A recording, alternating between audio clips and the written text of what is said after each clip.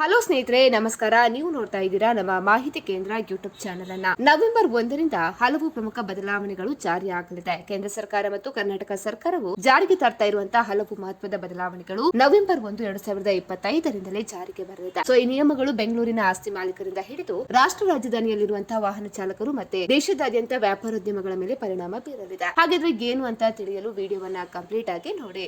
ಏನಪ್ಪಾ ಬದಲಾವಣೆ ಅಂತ ಹೇಳಿದ್ರೆ, ಮೊದಲನೇದಾಗಿ ಬೆಂಗಳೂರಿನಲ್ಲಿ ಬಿ ಖಾತಾದಿಂದ ಎ ಖಾತಾ ಪರಿವರ್ತನೆ ಅಭಿಯಾನ. ನವೆಂಬರ್ 1, 2025ರಿಂದ ಕರ್ನಾಟಕ ಸರ್ಕಾರವು ಬೆಂಗಳೂರಿನಲ್ಲಿ ಬಿ ಖಾತಾ ಆಸ್ತಿಗಳನ್ನ ಎ ಖಾತೆಗೆ ಪರಿವರ್ತಿಸಲು 100 ದಿನಗಳ ಅಭಿಯಾನವನ್ನ ಪ್ರಾರಂಭಿಸಲಿದೆ. ಇದು ಸುಮಾರು 15 ಲಕ್ಷ ಆಸ್ತಿ ಮಾಲೀಕರಿಗೆ ಪ್ರಯೋಜನ ನೀಡುವ ನಿರೀಕ್ಷೆ ಕೂಡ ಇದೆ. ಎರಡನೇದಾಗಿ ಹಳೆಯ ವಾಹನಗಳಿಗೆ ಇಂಧನ ನಿಷೇಧ. ಅಂದ್ರೆ ದೆಹಲಿ ರಾಷ್ಟ್ರೀಯ ರಾಜಧಾನಿ ಪ್ರದೇಶದಲ್ಲಿ ಹೆಚ್ಚುತ್ತಾ ಇರುವಂತಹ ಮಾಲಿನ್ಯವನ್ನ ನಿಯಂತ್ರಿಸಲು ಕೇಂದ್ರ ಸರ್ಕಾರವು ಹಳೆಯ ವಾಹನಗಳಿಗೆ ಇಂಧನ ನೀಡುವುದನ್ನು ನಿಷೇಧ ಮಾಡಲಿದೆ.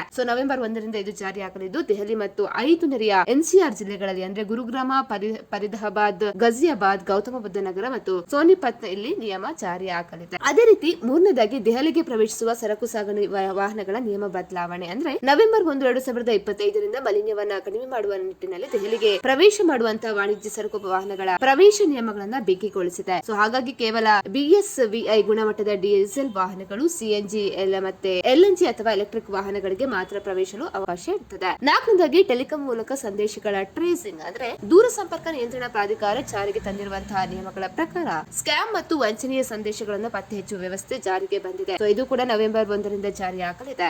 ಐದನೇದಾಗಿ ವ್ಯವಹಾರಗಳಿಗೆ GST ಮರುಪಾವತಿ ನಿಯಮ. ಸಣ್ಣ ಮತ್ತು ಮಧ್ಯಮ ವ್ಯವಹಾರಗಳಿಗೆ ಹಣಕಾಸು ಹರಿವನ್ನ ಸುಗಮಗೊಳಿಸಲು GST ಕೌನ್ಸಿಲ್ ಪ್ರಮುಖ ಬದಲಾವಣೆಗಳನ್ನು ಮಾಡಿದೆ. 90% ತಾತ್ಕಾಲಿಕ ಮರುಪಾವತಿ ಸಿಗಲಿದ್ದು, ಇನ್ಪುಟ್ GST ಗಿಂತ ಔಟ್ಪುಟ್ GST ಹೆಚ್ಚಿರುವ ವ್ಯವಹಾರಗಳು 90% ಮರುಪಾವತಿಯನ್ನು ತಾತ್ಕಾಲಿಕವಾಗಿ ಶೀಘ್ರವಾಗಿ ಪಡೆಯಬಹುದು. ಈ ಎಲ್ಲ ಬದಲಾವಣೆಗಳನ್ನ ಕೂಡ ಮಾಡಲಿದೆ. ಸ್ನೇಹಿತರೆ, ಈ ಮಾಹಿತಿ ಇಷ್ಟ ಆದಲ್ಲಿ ವಿಡಿಯೋಗೊಂದು ಲೈಕ್ ಅನ್ನ ಕೊಡಿ. ಅದೇ ರೀತಿ ಮತ್ತಷ್ಟು ಅಪ್ಡೇಟ್ಗಾಗಿ ನಮ್ಮ ಚಾನೆಲ್ ಅನ್ನ ಕೂಡ ನೀವು ಸಬ್ಸ್ಕ್ರೈಬ್ ಮಾಡ್ಕೊಳ್ಳಿ.